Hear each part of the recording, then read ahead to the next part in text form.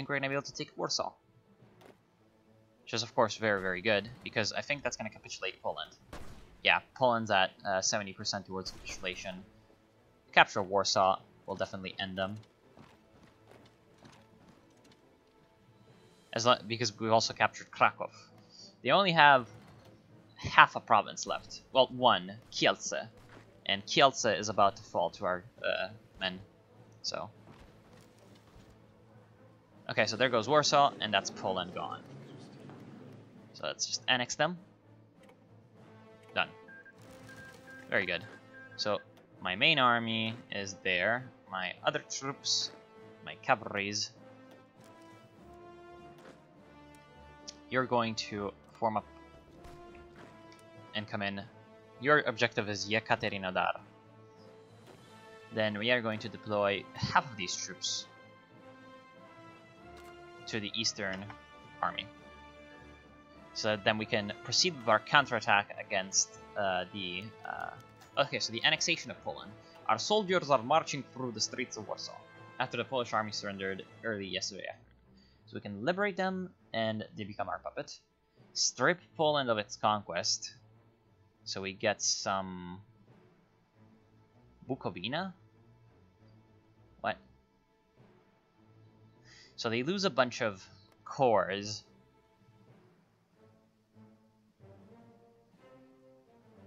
Yeah, so this is they just become our puppet. Then this is they lose their cores and become our puppet. Or we can just annex them. I wonder if we are going to be able to get them as cores eventually.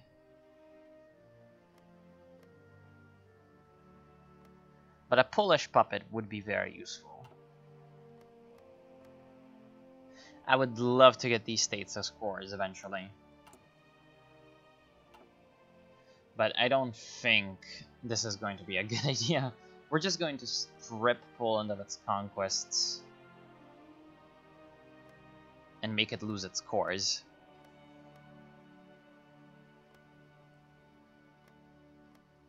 Yeah, Poland has cores on a lot of things. And they become our puppets, so that's fine. Whoa, hold on. How do we get Łódź? What?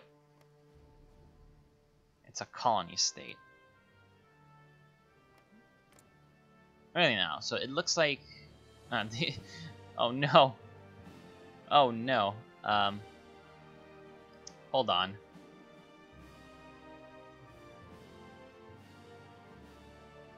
That doesn't seem to be very nice. So, well, they gain an annex war goal, but since they're a puppet, I don't think they're going to... Oh, they have Dzierżyński. Of course they have Dzierżyński. So that's... It's just too bad that they don't have a portrait for him. It's okay. Having a Polish... they still have that government that they had before. That's fine. So Poland is now our little puppet.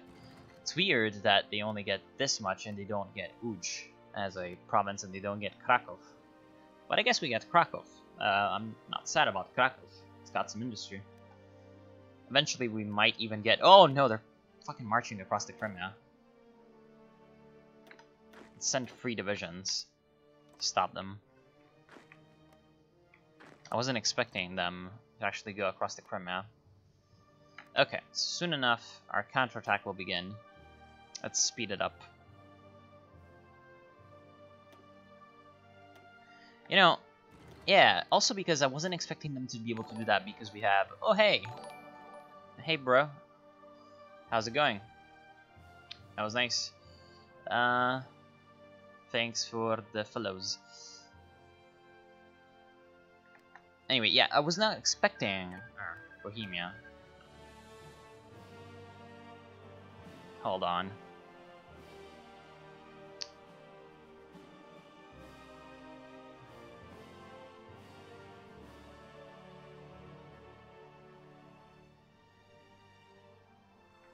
Hold on, I'm just checking something.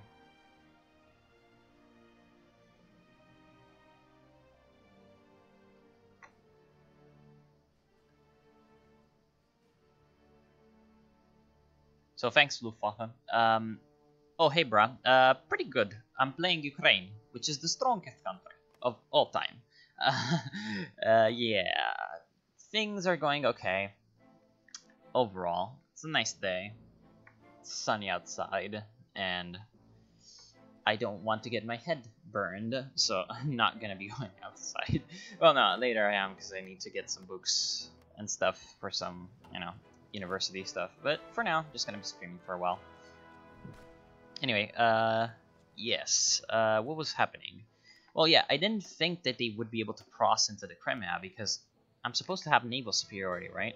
And so I was pretty sure that the land bridge just wouldn't work. But hey, now we're just getting our forces ready to storm the east. And oh, unfortunately, they seem to have... Okay, so we have a foothold back in Crimea. Let's try to cut them off. Wait, what? No. I know what you're trying to do. Don't do that. He was trying to navally redeploy to Sevastopol. It's okay, we can lose Sevastopol as long as we cut them off from the rest of the Crimea. Like, if we can siege them in Sevastopol, there's nothing that they're going to be able to do. If we take here, well, it would be Feodosia, the city, we're going to be in an excellent position because we are going to have them cut off completely. Okay, so we also have our forces ready in eastern Ukraine. We can crush the separatists. Well, no, not the separatists. The hetmans. We can crush the hetmans. Okay, so we have you ready, but you seem to be losing. Oh! He's retreating. What the f...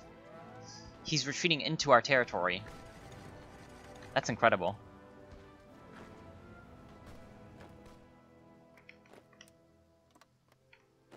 So he somehow retreated into our territory. That's hilarious. Yeah, you're gonna try to escape to the... What the f... Why can I not do that? I have naval supremacy. That is cancerous. Yeah, thanks for the political power. Yes, it was partially because I was a little bit of an insano and decided to choose Khrushchev. So that, of course, has its problems. The worst thing is that, of course, Poland decided to declare war on me, then I decided to do some stuff, you know, against it. The funny thing is, our puppet Poland still has the focuses for the, you know, paternal autocrat Poland.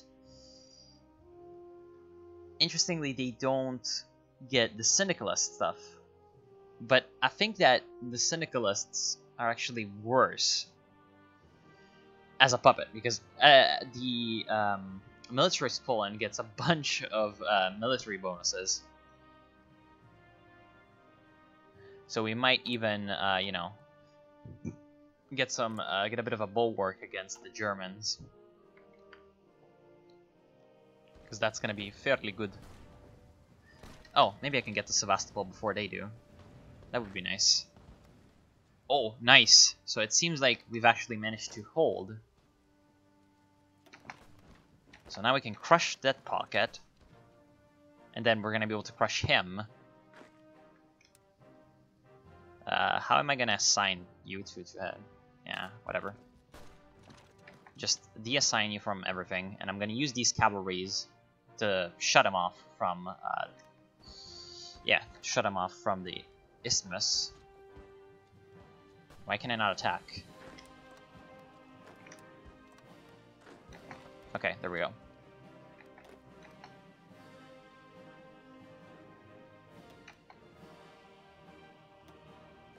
Okay.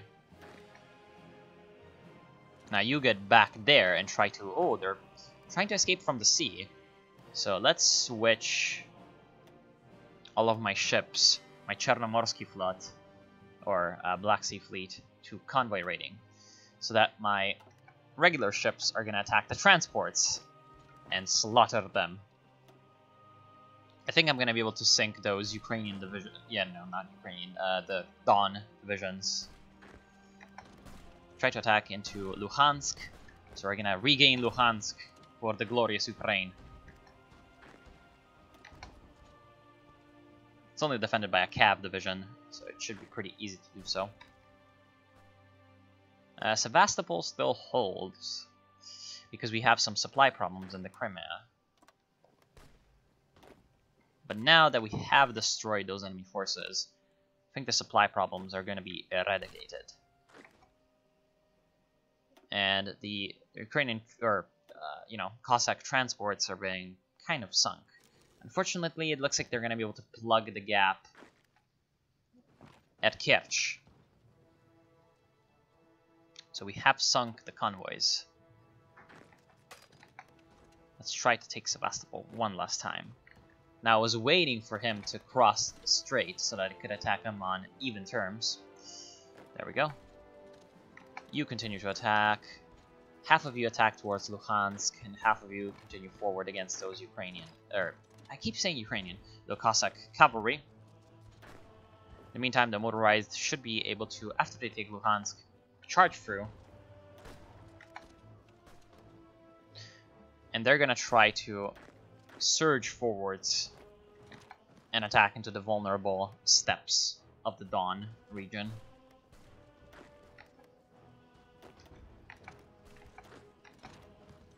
Then my cavalry is going to try to cut off the enemy cavalry up here in the north. While my infantry also tries to cover the flanks for my motorized. If we take Rostov-on-Don, that's going to be a great victory for Ukraine. So let's try to do that as quickly as possible. And Serbia. Of course Serbia declares war on Bulgaria. Why wouldn't it? It seems that Serbia has a lot of friends, so I think that Serbia might win. Okay, Sevastopol now should fall. Fourth Balkan War. How many more Balkan wars will they have? Nobody knows except the Balkan people. Okay, there we go. So this attack from Luhansk towards this little province is only a distraction, because it's going across the Donets River, which is this river that flows down here. So that's a very bad penalty, but it's just there to keep them occupied so that then my other forces can destroy the pocket, and the other forces can continue to advance towards Rostov and other areas. Oh, so the Ukrainians retreated from that little area of encirclement. That's not good. Let's just drive my truck into the Ekaterinodar. You free head back into there, into that plan. Yeah, we're just gonna drive our truck in. Now that their entire army is basically busy at the front line, we can try to do the sneaks and reach their capital. First, actually cut them off, then reach their capital, because cutting them off is much more useful. Okay, you two have completed that objective, so you can continue the assaults in the east. You're about to get surrounded. Very good. You're going to continue the attacks onto Rostov, so that you can then have more firepower and attack. There we go. New foreign policy. For the new foreign policy, we cannot do cooperation with France because we're not at peace. So let's do the Ukrainian recovery first, so we get some polypower. Social problems always provoke political instability. Blah, blah, blah, blah, blah. Yeah, sure. So we're going to be trying to bribe people. That is just a bit. So after you take Yekaterinodar, just swing left and try to cut them off from the Crimea, from Kerch. So we have the capital, and oh, they have a lot of national unity. So that is going to be not easy to capitulate them. We're going to toggle our plans into aggressive motions so that our troops do some advancements without our own micromanagement coming in the way. Yes, continue to do that, please, because if you're just trapped on the other side of that strait... Oh, damn it. then you're basically going to be easy pickings for my glorious forces. Yes. Then you're going to swim back towards Yekaterinodar. Whoa, look at that. He's trying to redeploy strategically. I'm just going to let him do that, and then win. Aw, he's also bringing in a second guy. That's not enough, because he's bringing them into the wrong place at the wrong time. I'm also going to strategically redeploy. It's not only a game one can play, and you're just going to charge for Astrakhan. Because the Donkoban Union seems like they took some pieces of the Alash Orda. So they managed to take the Cossacks of Uralsk and Guriev under their control, and also Astrakhan, of course. And Astrakhan is probably going to give them some extra possible national unity. So we need to take that, and then we need to take Grozny down here.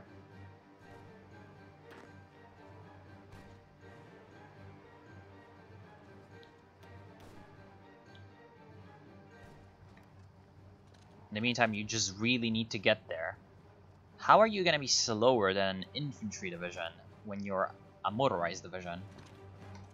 Oh, well. Okay, so we have managed to secure...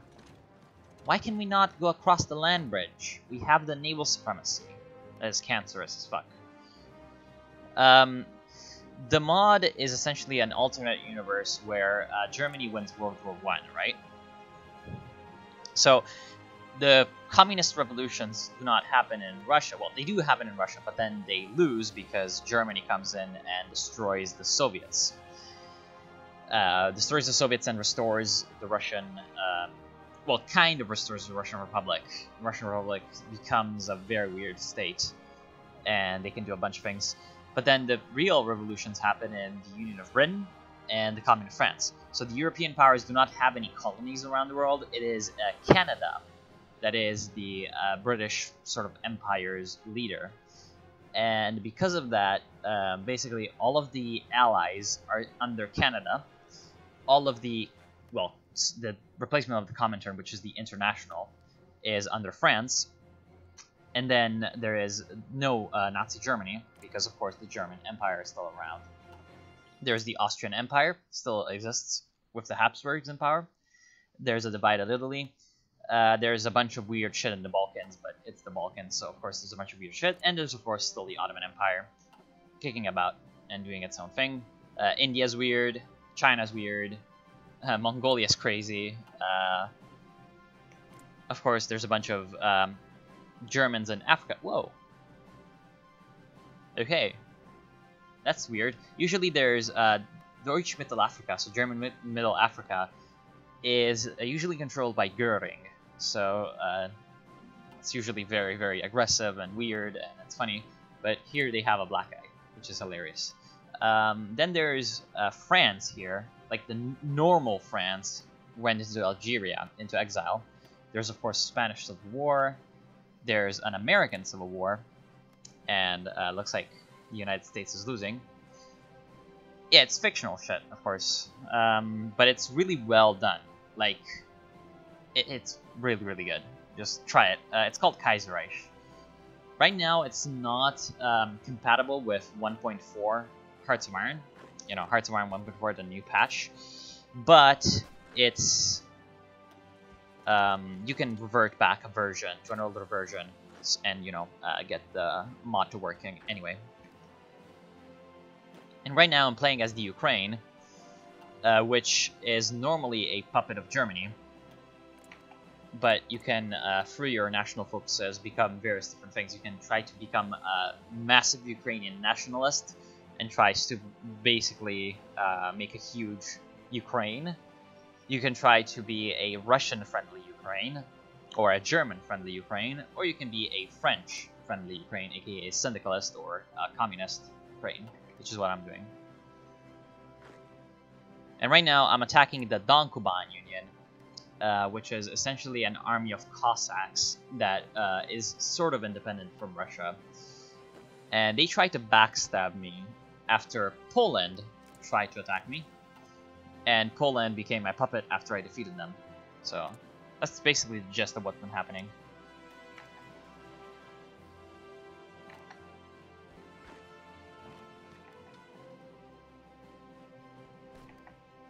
I know it may sound insane, and yeah, it kind of is, but that's why it's good. Our ideology has grown. Okay? Excellent. We're gonna lose polypower because of that. Well, yeah, it's really bad to lose political power in Kaiserreich, by the way. Oh, hi, Ralph and Co. You play Millennium Dawn. Well, Millennium Dawn's good. It's really, really good, actually. But if you want some World War II stuff, like World War II era stuff, Kaiserreich is a really good option. Mostly just because there's so many things that can happen, right? Your 2 games of Kaiserreich are never the same. You always see different things happening. So, for example, right now in the United States, you have the Civil War, right? And the Civil War is 4-way. There's the American Union State, which is Huey Long, and the Combined Syndicates, which is Jack Reed, aka the Socialists, and then there's the Pacific States, which are a secession of the Pacific States. And then there's the United States, right? But the United States this time has Douglas MacArthur, so the military, trying to step in to restore order to the United States. Maybe in another game they had, for example, Curtis as a president. Then the Pacific States here are getting help from Japan. And maybe in another game they would get help from Canada. And then the Pacific States can, of course, try to join Japan and get an alliance across the seas, or join the Entente, or Mittel Europa. Then there's Mexico. Of course, Mexico is a sort of socialist communist state in this one. And Mexico decided in this timeline to attack America for, its lands in the southern parts of the United States to get them back. And maybe another game, Mexico had a military coup. They were radical right-wing, and then they decided to help the United States instead. So that's just a very small example with the United States. But then, of course, there's tons of conflicts happening all around the world. They can have different things. So, for example, like right now, there's a puppet. Korea is a puppet of Japan, right? Some games, Korea is directly controlled by Japan, but then sometimes they try to declare independence, and Japan decides to try to fight them instead of giving them autonomy, as they did this time. And then Russia can decide to support Korea. There's a bunch of different things that can happen, and it's just nice. Then there's also the Qing Empire. They try to attack there, and it's just really nice. I like it. Yeah, mostly just because no 2 things are going to happen the same way in 2 games. And it's not like it's chaotic. It's actually quite well organized, which is why I love it. Everything just kind of flows together and seems to make a lot of sense. Instead of, a lot of mods that have various different paths. Sometimes they're just insane. And it's like, why did that happen? Doesn't really happen here. Wouldn't mind field hospitals, but we have... we're Ukraine. We have a lot of people. We can throw in a roll of men. I think we need computing machine too.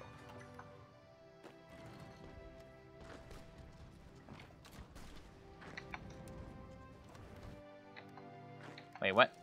Naval combat. Kill the destroyers. We still have some free military factories. Let's go for some more artillery, and then some more motorized, and then some more tanks. Because of course, Ukraine is all planes, so tanks are good. And we have medium popularity. Good. Medium party popularity is very nice. Yeah, about political power.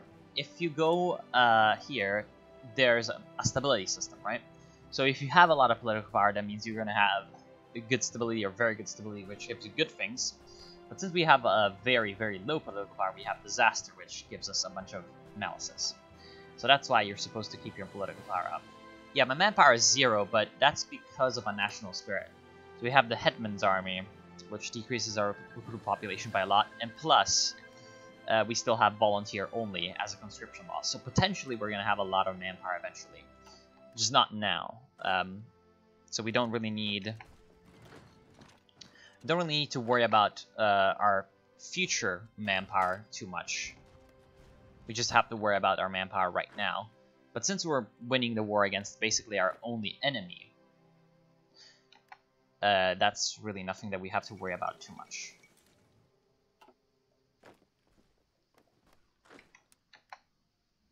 Let's just give him a command so that he knows where to attack. Okay. So there's the Don Kuban army, and they're about to get destroyed entirely. No, you stay there. Wait, what?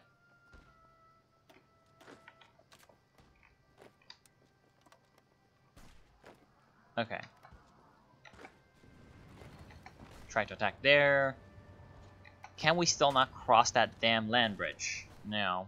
Because it's contested, I'm guessing. But we have total naval supremacy. What the fuck? That's so weird. Anyway, you continue towards Grozny.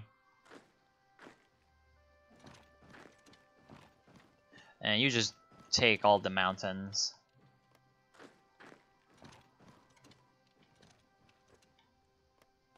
You just take all that. Just to be safe that they actually take things.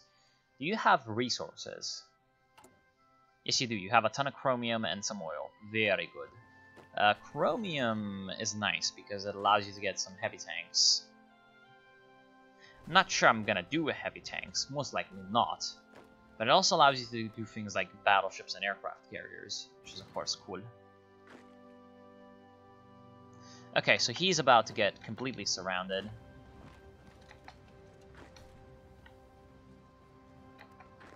Can we cross? No, of course not. You stay in that marshland. You attack. There we go, he's about to go down. Yeah, he's basically done. And he's gonna surrender soon.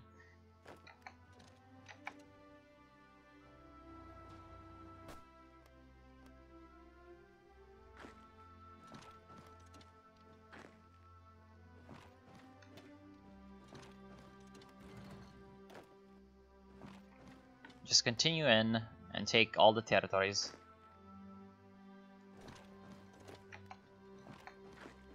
You take that, you take all of that. Yes, finally. Can we take all states? Yes. Very good. Ukraine long. What the fuck? That's some bad borders. Well, yeah, I did exterminate some of the Ukrainian people. Expropriate the lands of the kulaks or something you can do. So I've been doing the collectivization. That's a lot of world tension. But we're still in 1937, so I'm not really expecting anything to break out yet. Okay, so we have restored order to the east. Okay, so now we actually have a fairly substantial... looks like our Air Force got a little bit gutted when they fought Poland. Let's just delete the Air Force. Wait, doesn't Poland have some planes? No, Poland's got shit. They only have 3 military factories. But they have Polish militarism. So I'm guessing that they have like, I don't know, like 1 million manpower. And they can't really do anything with it. Do we have guns? No, we don't. But soon enough we're gonna have guns. So let's lend-lease our puppet some guns. Like 50 monthly. Still need some guns for reinforcements. So the fate of the Don Kuban Union. After a short campaign across the Kuban Plains, well, it wasn't really short, the Don Kuban Union finally capitulated. Okay. We can, I mean, give them to our Russian friend. Fuck no. Fuck Russia. We could liberate a loyal Don Kuban Union. Or we could occupy them. I mean, occupying them is a terrible decision. Not because of any particular reason. I mean, I like their resources. Their resources are very nice. But the problem is, then we'd have to defend like 4,000 kilometers of borders with Russia. If we get a puppet... Yeah, but I'd like some of these territories. Like, I'd like to keep Rostov. I'd really like to keep Rostov.